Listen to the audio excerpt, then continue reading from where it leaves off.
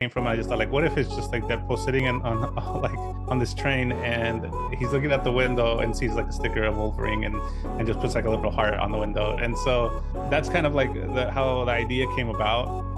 And then I've been playing around with this tool called it's called Viggle, and it's really popular right now because it's just how easy it is to use. You give it a video, you give it an image, and then it'll make that image do whatever the video is doing. Like if there's dancing, it can turn, like you can put a picture of yourself, and then you're suddenly dancing.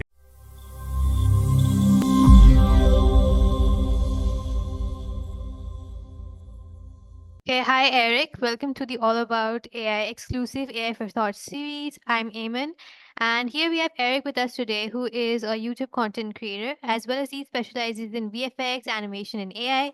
And today we have a very interesting topic that we're going to talk about, which is AI took my job and made it cooler. So, can you tell us, Eric, how did AI took your job and made it cooler actually? Well, the before I was working with AI, I mean, I still work with a lot of traditional tools like After Effects, Premiere, and Adobe Animate, and lately just been learning Blender.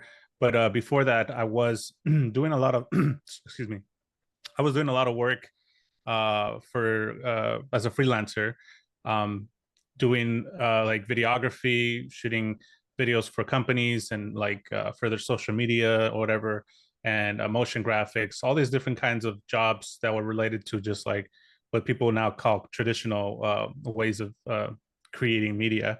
And for me, I've always been open to just learning new things and learning the new technologies and new software that comes out. And for me, when I started to see AI videos and just the things that were people were doing with AI, to me, I didn't even understand what it was at the beginning.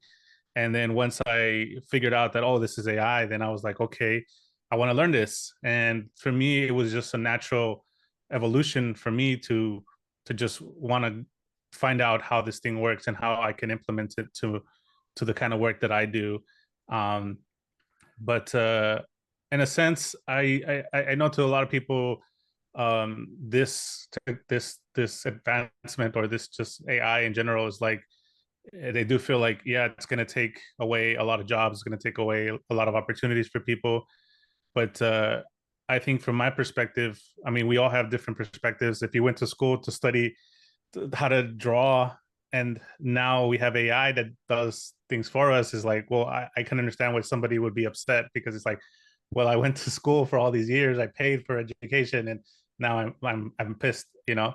But for me, I only saw it as a way to step up and to um, as another tool that I can use to help just advance things and make things faster. And um, yeah, I always believe that there this is just a personal thing, that I always would like to have a human touch to everything I do, whether I'm using AI or not, you know. Okay, so But like initially when you started using AI, did you find it a piece of cake? Was it easy to learn, or what type of problems did you face at the start? at the beginning, since it's even now, I think it's it's not as well. At the time when I started, like about 2 years ago, it wasn't as accessible as it is now there's a bunch of different companies coming out with their new AI image generation thing, and then obviously there is the open source world that's always evolving and always pushing the boundaries with what's possible. That aspect's a little bit more technical, and not as many people like get into that because of how difficult it could be to learn. For a lot of people, it's better if they rather just pay for a service Yeah. and have like a nice UI, you know, look at it really nicely. So for me at the beginning, it was a little bit difficult because at the time there wasn't a lot of um, it wasn't as accessible as it is today. But then I also do mainly video content with what I do. So there isn't really anything right now that's like a really nice tool for creating like video to video kind of generations. besides obviously, Luma Labs, which is like text to video or image to video, and Runways Dream, what is it? Runways, Dream what Machine? do they called it? It's Dream Machine. Yeah. Yeah. Okay. Yeah. Dream Machine. Um, yeah. So I think things are becoming a little bit more accessible, but there's still aspects that are still kind of difficult for some people, and it was difficult for me to get into at the beginning. Um, Also because when I started using Google Colab uh, as a way to generate the videos, and that at the time was very, very difficult to understand and to get into.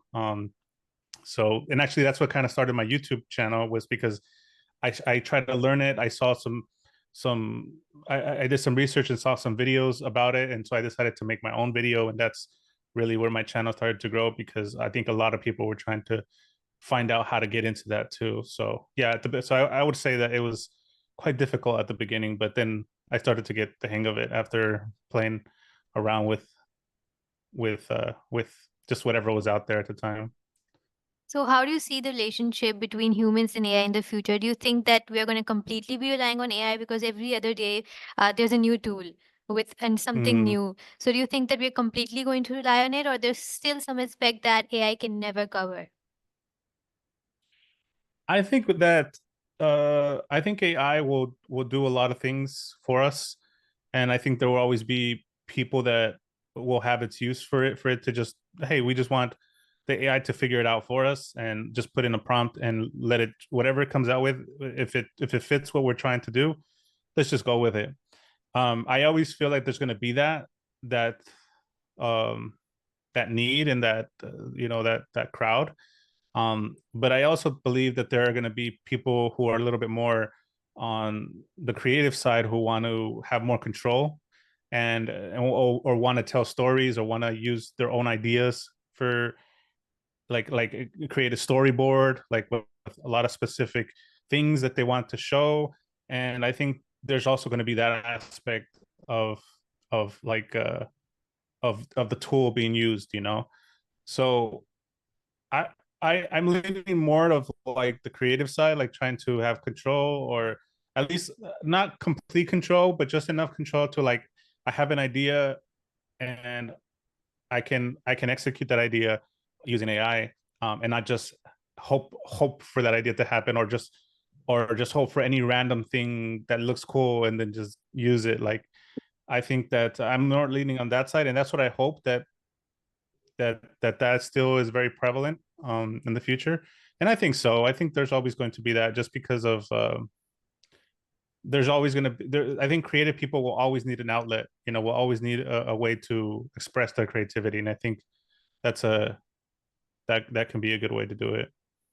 Okay, so I saw your Deadpool video, which got viral, and then recently you also posted a water video.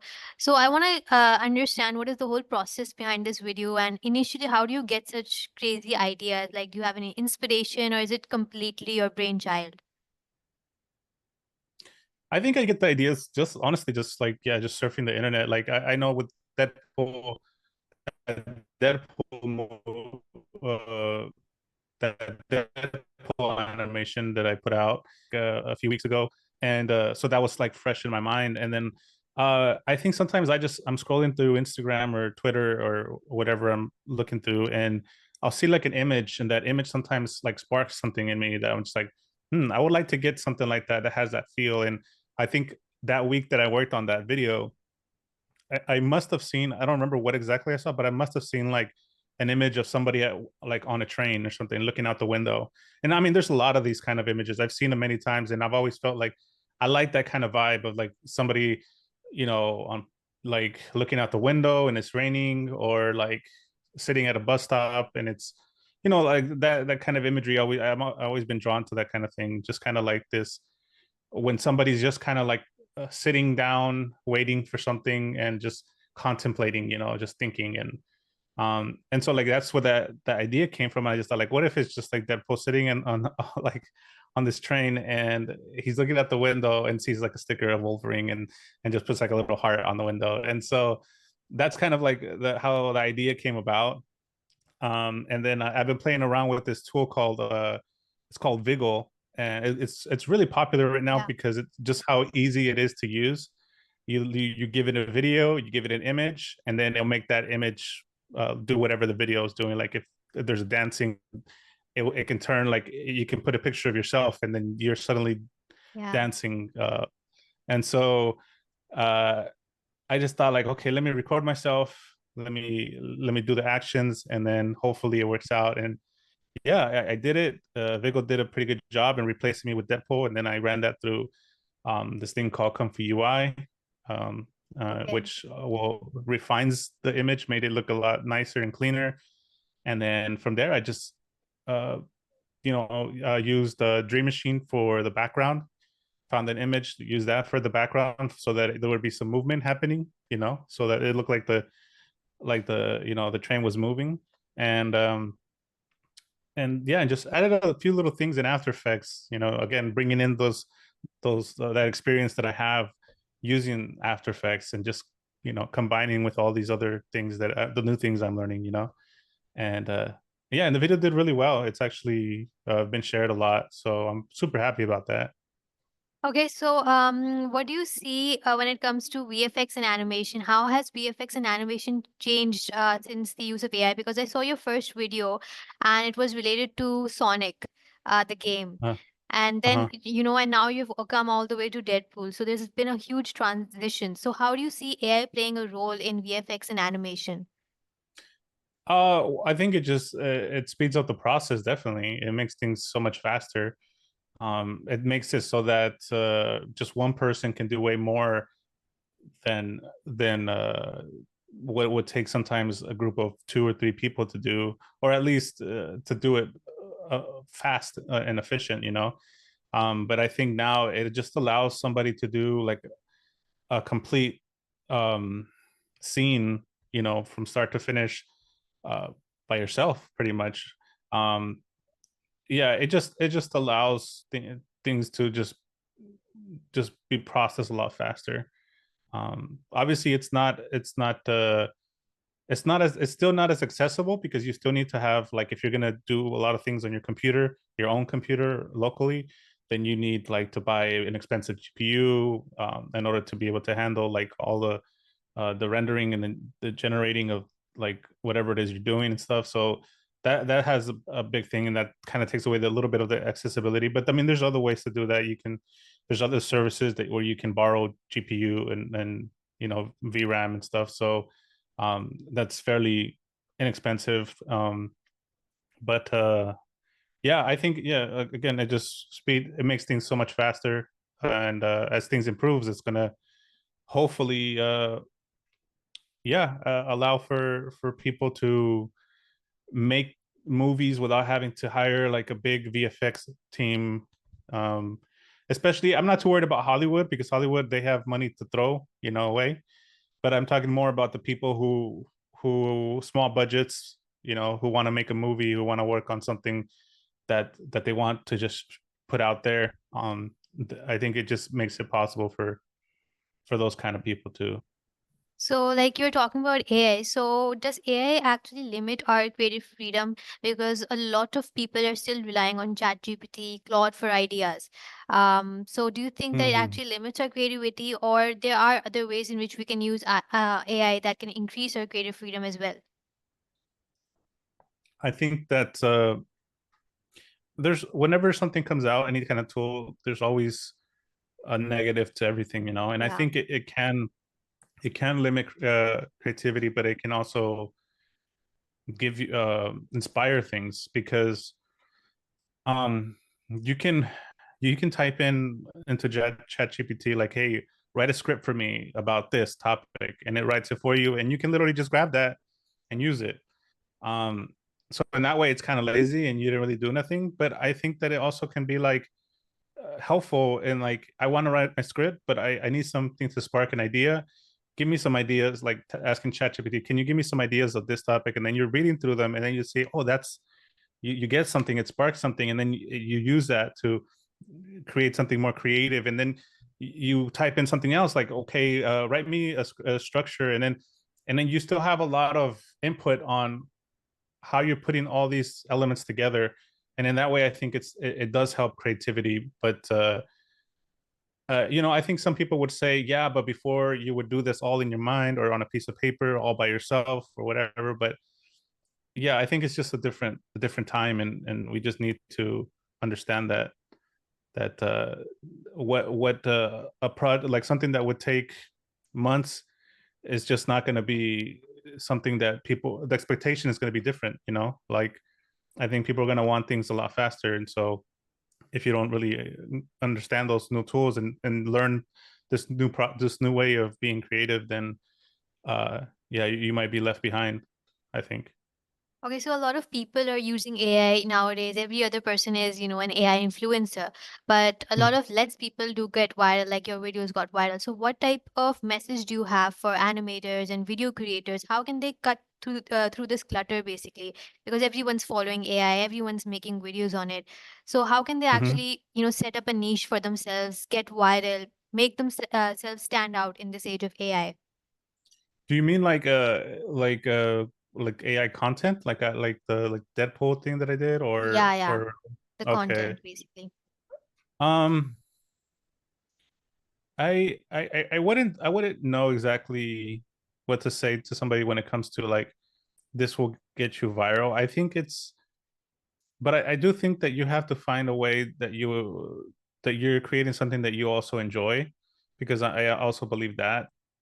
um and finding something find trying to find something that is unique to you, what is it that is personal to you that no one else can do, because I think that's really what's going to make you stand out. Like there's nobody who had the upbringing that you did. There's nobody who had the childhood that you did. There's nobody who experienced the joy of whatever made you happy when you were growing up, the food or whatever.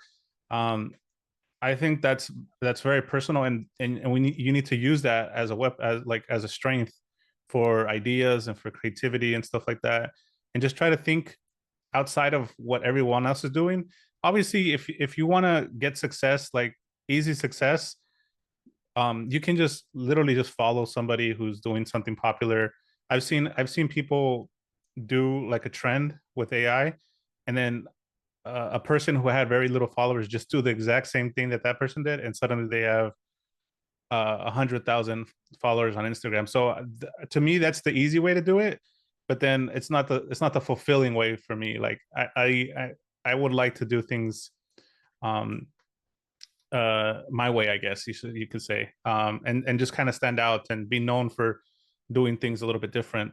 Um, or you can do something that's popular but do it your way, like have a little twist that is more your personality or your way of thinking. And so um, that's what I would say about that. Like try to I think that it's depends on your expectation. It's your expectations, right? Like I rather for me, my expectation is to be like I rather set a trend than to just follow a trend. So I try to think of, okay, what's something that no one else is doing, and then try to develop those ideas. But yeah. So do you think that AI will take away the 9 to 5 jobs that people have, and people are going to go more towards freelance because that's the trend that's going on. That people are leaving their jobs, they're going towards freelance, and finding something related to AI in which they can earn money. So do you think that we'll be seeing that in the future as well? That they're going to take up that they're going to take jobs, you pretty much is what you're saying. No, AI, we do have that debate separately that AI might take a person's job, but I'm talking it, from our employees' point of view. That do you think that Yeah. we employees will leave away our 9 to 5 jobs and we'll go towards more Oh. freelance work, using AI, or maybe setting up our Instagram account, YouTube account, and getting money from that. So do you see that trend as well? Uh, yeah, I think so. I think I don't see why that wouldn't be a thing, because you start to learn things on your own, then you start to develop ways to make money on your own, especially with AI right now. Like right now, it's a big topic. So for me, opportunities have been opening up that I've never had before, and um, and I have the chance to do things on my own without having a job, working for somebody. I've been working my whole life for different companies, and when I started doing AI, it opened up a door where, hey, I can actually make a living through this. And this wasn't possible before, but now there's this open door. So I think AI does open doors for people to just decide, hey, I'm just going to do things on my own. AI is very helpful for helping guide me to on a certain path um to strategically like maneuver through just ways to make money, I guess. But yeah. Okay, Eric, thank you so much. This is the end of the interview. Do you have any message for our audiences? Any what? Do you have any message for our audiences? Messages. No, I just want to say, if is this gonna people are gonna watch it, or they're gonna read it on like in an article? They're gonna do both. We're gonna do both for them. Okay. All right. Well, if you're watching this, thank you for watching. And um, yeah, I would just say, don't let nobody, don't let any negativity keep you from, you know, pushing to achieve whatever it is you have in your mind, the idea that you have in your mind. Because obviously, at the end of the day, all the people that are criticizing today, like 5 years, like I really believe this. Like I believe that maybe a few years from now, um, we're all gonna look back and we're gonna be like, I can't believe that people would actually uh, criticize AI as much as they did, when everybody's gonna be using it. And I think we're gonna look back, just like I think just like the um when people used to critique people who used to draw digital drawings on their computer. People used to say that was not real art, right? But now it's not even a thing. It's not even an argument, and no one even discusses this anymore. And I think that's going to be similar with AI. I think it's just it's going to be everywhere, and then no one's going to really be like, oh, like AI is ruined. Like I think it's just going to be an everyday use. And yeah, I mean, it already is, but I mean,